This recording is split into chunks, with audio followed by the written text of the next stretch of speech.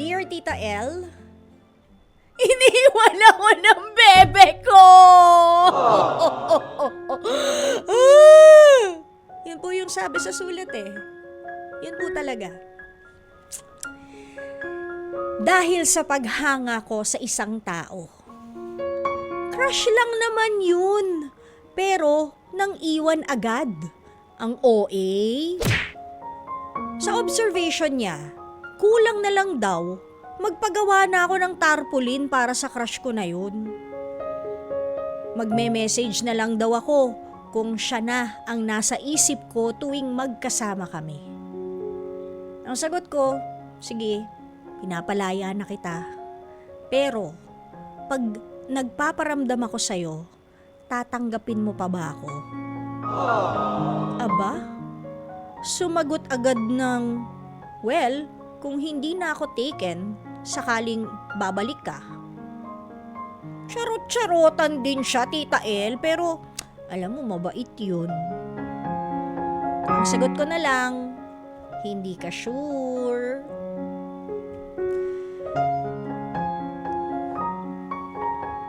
So going back to my crush, ipinagpatuloy ko pa rin po ang pag-aabang na may pananadya, Tita El. Hindi naman ako mahilig sa basketball pero tuwing Sabado, alam kong nasa court siya. Sa ibang bayan po kasi siya nag-aaral at umuuwi tuwing Sabado at Linggo lang.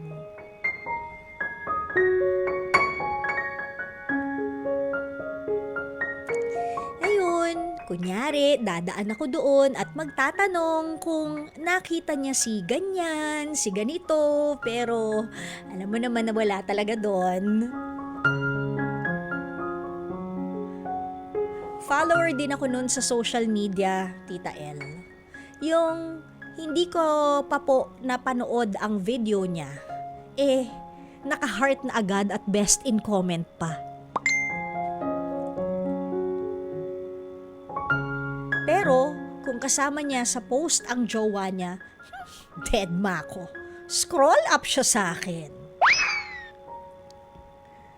Isang Sabado, sa basketball court, aba, pinansin ako at tumingin sa phone ko. At sabay bigkas ng Type-C charger mo. Kaloka, manghihiram lang pala ng charger, Tita eh. Alam ko naman na hanggang sa crush na lang ako dahil taken na yon at mistisa talaga yung type niya.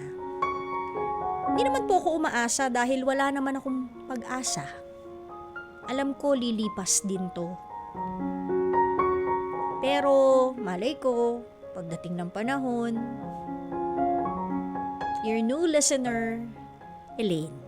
Okay, magkaiba ang pag-ibig sa infatuation. At iba rin ang infatuation sa obsession. Parang dahil nasa labas ako, kumbaga ako yung nanonood sa inyo, parang ang nangyayari is na nasa borderline ka na ng infatuation/obsession dito kay kay kuya mong basketball player na crush mo. To the point na nakalimutan mo, okay, sige, naintindihan ko, crush lang yan. Pero parang, hindi ba parang sobra na? Kasi yung crush, hindi ba paghanga lang yun? Not to the point na you will go to the basketball court pa, tapos magpapapansin ka. Tatanungin mo pa siya mismo kung nakita ba niya si ganito at si ganyan. Parang iba na kasi yun. Although, break naman na kayo nun nung ginawa mo yun, di ba? But still, kung talagang mahal mo yung boyfriend mo, bakit hindi mo hinabol? Porket sinabi nung boyfriend mo na because nararamdaman niya na parang mas binibigyan mo ng importansya yung crush mo, yun na ba yun? Yun na agad yun? So that, for me, kung ako nagbabasa nun, parang hindi mo talaga siya siniseryoso rin. Parang hindi mo siya talaga mahal. Kasi pinagpalit mo yung jowa mo sa crush mo. Hindi mo man lang hinabol yung jowa mo. 'Di ba? Bakit? Bakit pinagpalit mo ang isang taong naandyan lagi para sa'yo, mahal na mahal ka, sa isang taong taken na by somebody else at hindi ka naman napapansin? Why, Vela? Wahafen? Diba? So I guess, baka hindi rin naman tunay na pag-ibig yung nararamdaman mo sa ex-boyfriend mo.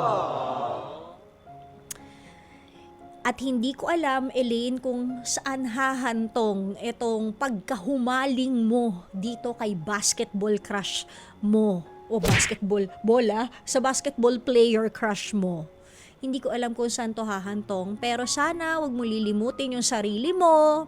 Kahit papano, magpakadalagang Pilipina ka naman, Mars. Di ba? Alam mo yon, sana you don't lose yourself in the process dahil may girlfriend na. Di ba? Minsan, nilalagyan din natin ng hangganan yung crush o paghanga lang. Crush is admiration. 'Di ba? Iba 'yon sa infatuation, iba 'yon sa obsession. Iba.